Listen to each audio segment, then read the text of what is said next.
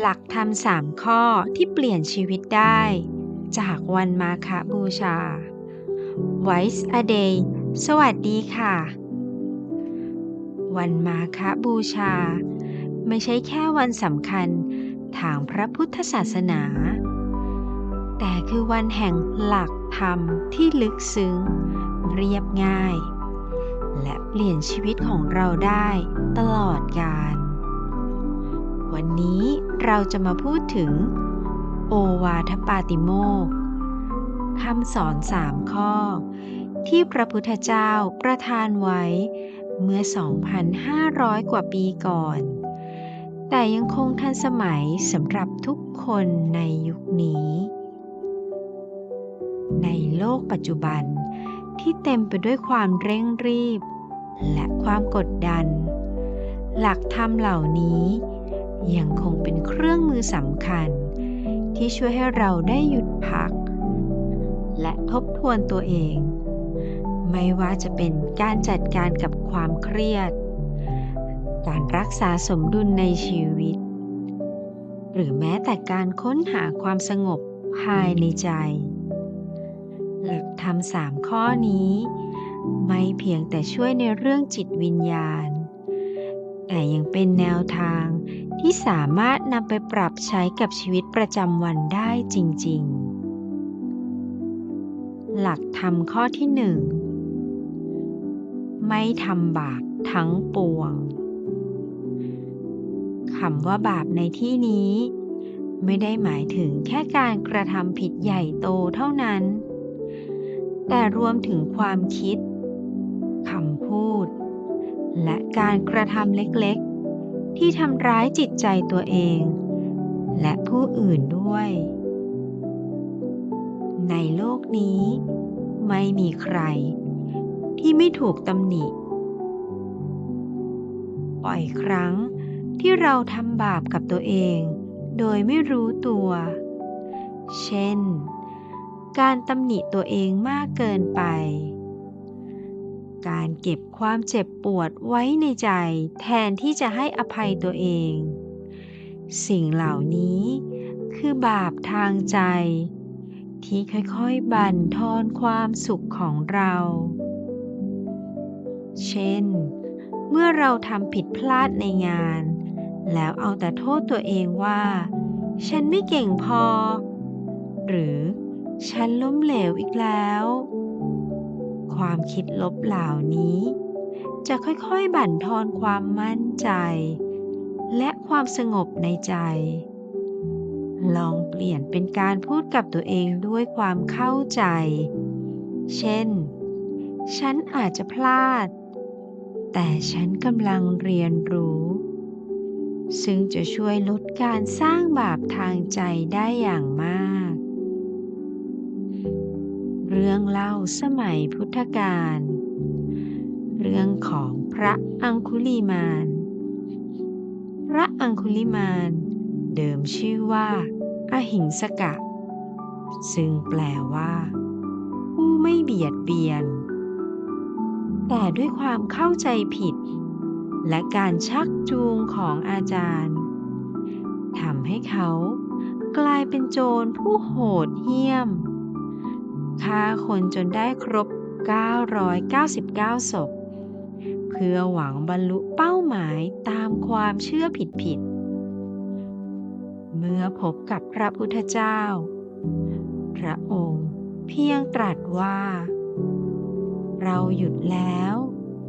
แต่เธอยังไม่หยุดคำพูดนี้สะกิดใจอังคุลิมานมากจนเกิดการตระหนักรู้ในความผิดของตนจึงละทิ้งการกระทำที่ผิดกลับใจบวชเป็นพระภิกษุและปฏิบัติธรรมจนบรรลุอรหันต์ในที่สุดสะท้อนให้เห็นว่าแม้จะเคยทำบาปหนักแค่ไหนแต่ถ้ารู้ตัวและหยุดได้ก็สามารถเริ่มต้นใหม่ได้เสมอจากโจรผู้ฆ่าคนกลับใจด้วยคำสอนของพระพุทธเจ้าหลายครั้ง ที่เราเผลอตามอารมณ์โกรธหรือความรู้สึกผิด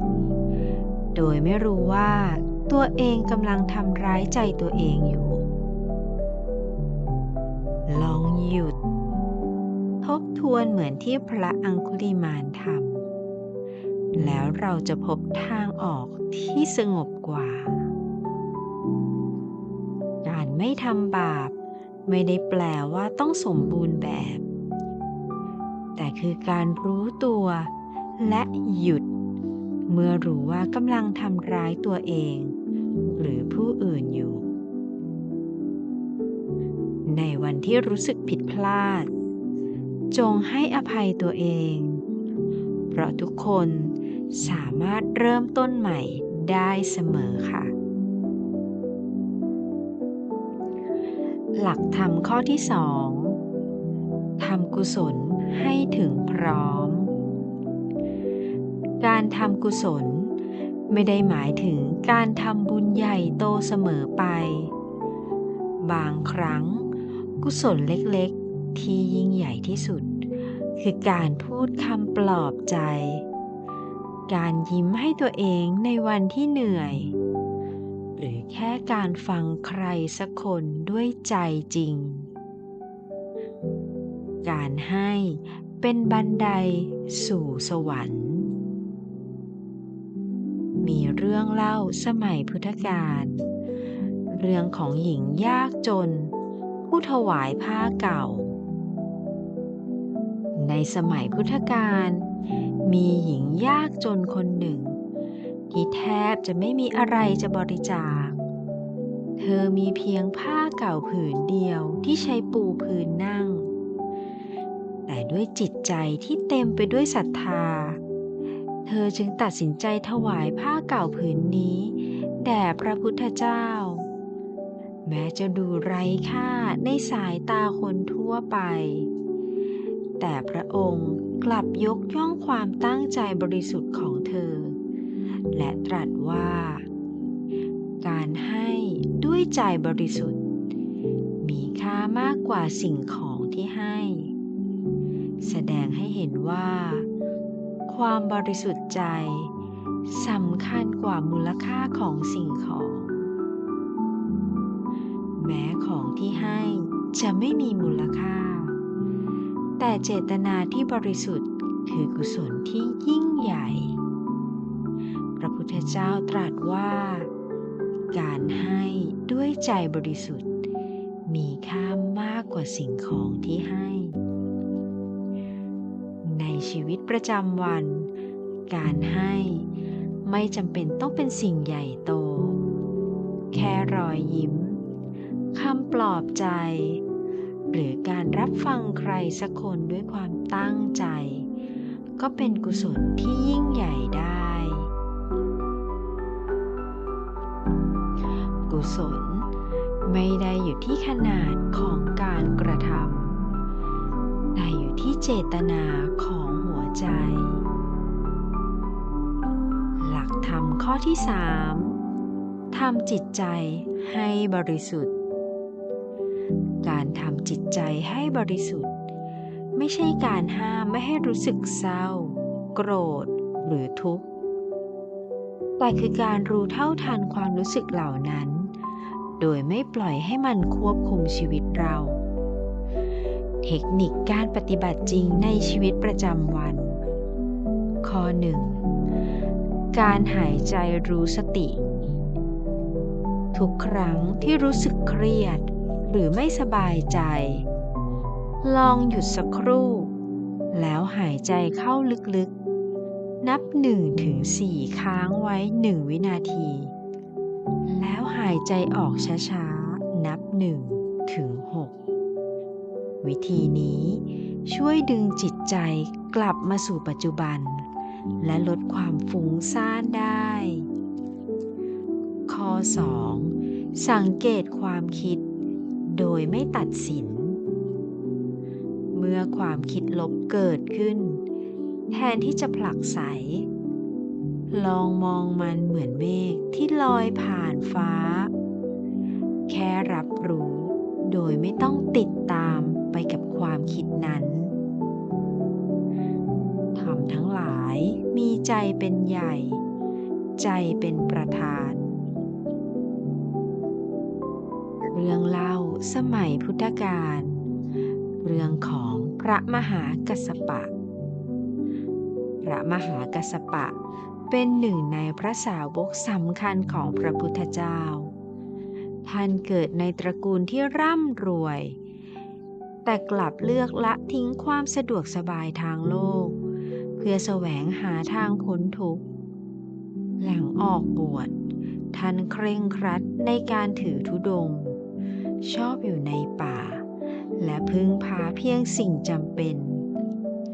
ท่านยึดมั่นในความเรียบง่าย และไม่ยึดติดกับสิ่งใด แม้จะเผชิญกับความยากลำบาก แต่จิตใจยังคงสงบเยือกเย็น เรื่องราวของท่านสอนให้เราเห็นว่า ความสุขที่แท้จริงไม่ได้มาจากสิ่งภายนอก แต่เกิดจากความสงบภายในใจที่ไม่ยึดติดกับวัตถุหรือสถานการณ์ แม้ต้องเผชิญกับความยากลำบาก แต่ยังคงรักษาจิตใจให้สงบ ด้วยการไม่ยึดติดกับความสะดวกสบายทางโลก ความสุขที่แท้จริง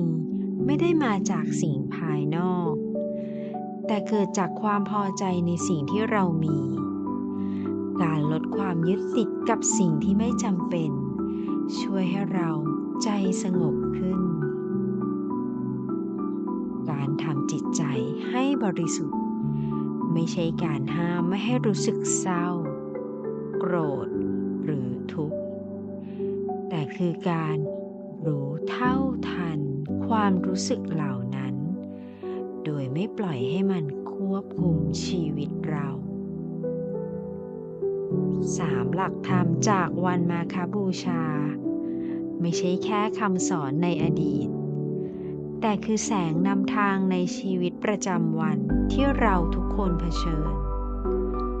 ไม่ต้องรอให้วันสำคัญถึงจะนึกถึงธรรมะ แค่ไม่ทำบาป ทำดี และดูแลจิตใจตัวเอง ก็เพียงพอแล้วสำหรับการใช้ชีวิตอย่างมีความหมาย ลองถามตัวเองดูสิคะว่า วันนี้เราทำอะไรที่ทำให้ใจตัวเองสงบขึ้นได้บ้าง หรือเรายังติดอยู่กับความคาดหวังที่ทำให้ใจหนัก บางครั้งคำตอบอาจไม่ต้องใหญ่โต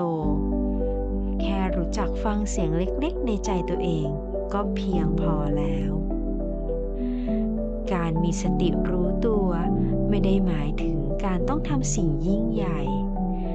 แต่คือการใส่ใจในสิ่งเล็กๆที่อยู่รอบตัว เช่น การหายใจเข้าออกอย่างรู้สึกตัว การยิ้มให้คนแปลกหน้า หรือแม้แต่การให้อภัยตัวเองในวันที่ไม่สมบูรณ์แบบ เพราะสุดท้ายแล้ว ความสุขไม่ใช่สิ่งที่เราต้องวิ่งหา